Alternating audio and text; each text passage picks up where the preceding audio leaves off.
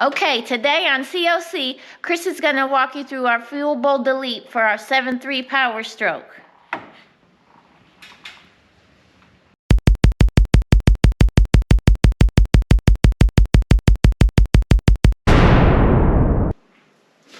So this is a kit I bought off eBay.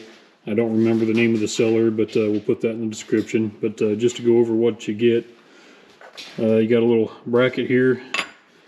You've got a bag full of nuts and fittings and hose clamps.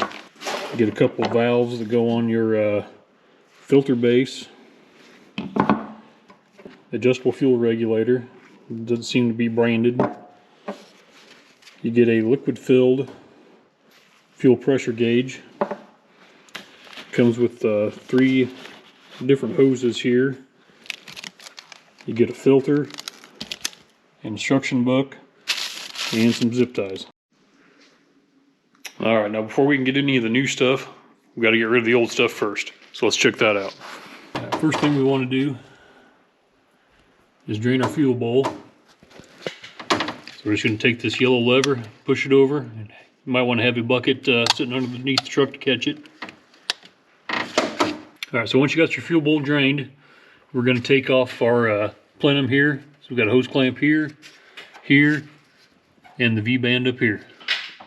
Alright, so now that we got that plenum off, we're going to jump to the other side of the fuel bowl here. And we're going to pop this line off and this line off, and it's a 9/16 wrench. Alright, so now that we have those 2 fuel lines off, move to the other side. We want to remove that fuel line there, those 2 down there, and we also want to remove 2 13mm bolts. You can see one down in the corner there. The other one's a little harder to see, but it's on the end of my ratchet extension there. So I got a little ahead of myself there. There's a couple electrical connections on the side of your fuel bowl. You should probably take those off before you unbolt it. Just sometimes they get stuck on there and they can be hard to pry off. So there you can see we've got our electrical connectors undone. We've got our return line undone. And we've got both of our fuel pump lines undone. And once you've got this one out of the way, get to that one on the very bottom easier. So once you get that one loosened up, you can just pull the whole bowl straight up out of its place.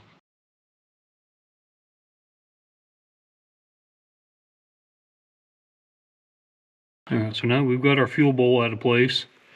We can come down here and disconnect our IPR.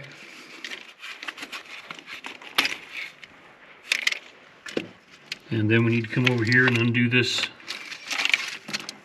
harness here. Alright, so that's the fuel bowl removed from the engine valley, and you can see there's a heck of a lot more room to work on stuff in the future if you ever need to do so. Alright, so I think we'll start off with the filter block first. We've got to put it in a vise here. The instructions say they want you to take these pre-installed plugs out and wrap them with Teflon. As you can see in there, they got some sort of thread locker in them, which it makes it a bear to get out. I had to use a pretty long cheater pipe there and a 10mm wrench to get them out, but they did come out. So we'll go ahead and get these taped up and get them reinstalled.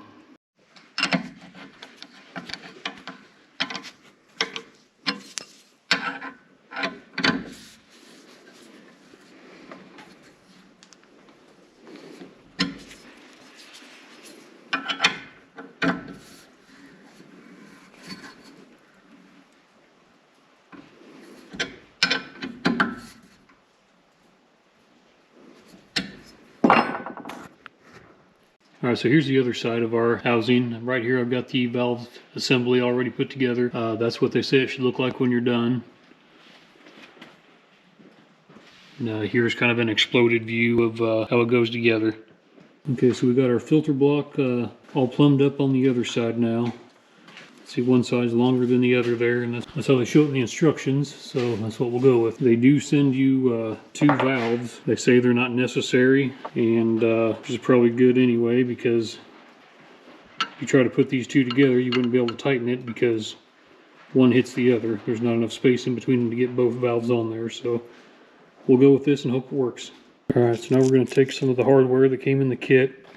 We're going to come over to the driver's side of the truck, and supposedly the Filter block is going to bolt right to these two holes that are already drilled into the truck.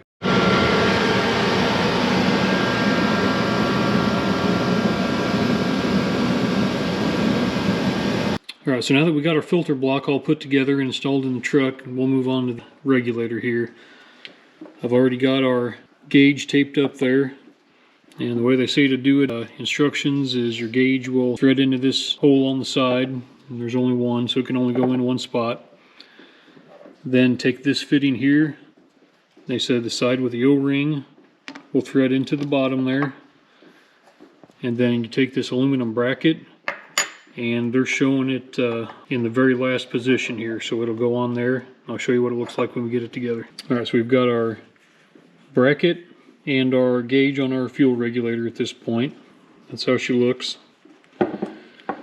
Now we need to come through and mount our return hose just like that, and it'll go on the bottom of the regulator.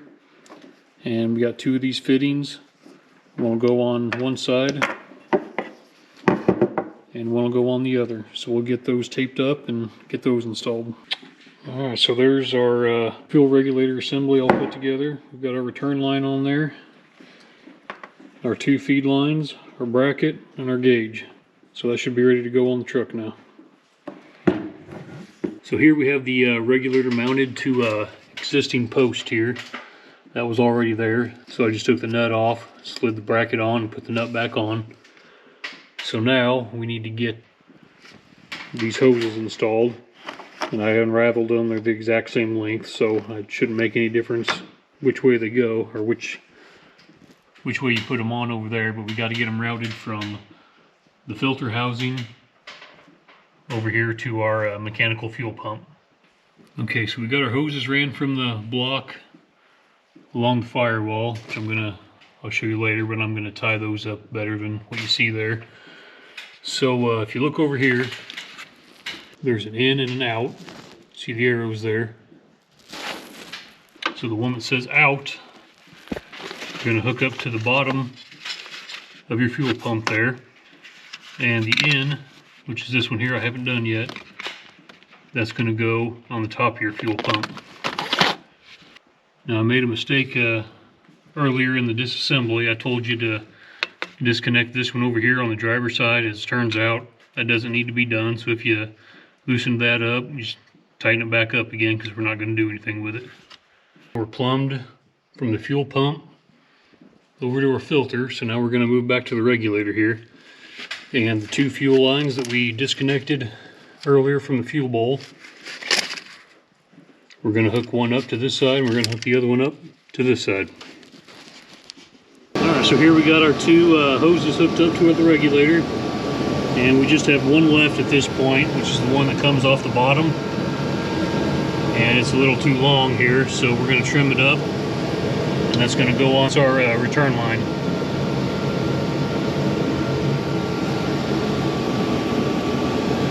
Alright, so the next thing we need to tackle is the wiring. As you can see, all of this was underneath the fuel bowl, which I couldn't see at the time. It's just all bare, melted, nasty wires. Okay, so here's our new modified wiring harness. The IPR connection's the only one you need to keep. I went through and heat shrank everything, terminated the other wires. Like I said, they're just a mess. Even though I put heat shrink on it, I'm going to go ahead and tape all this up just to make sure we got a weather tight connection here. And we'll get her plugged back in.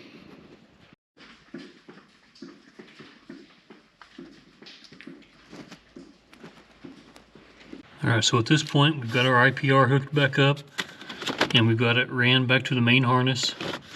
So we're good to go there. I also put our filter on and zip tied all of our hoses up out of the way. So now it looks like all we need to do is get it fired up and check for leaks.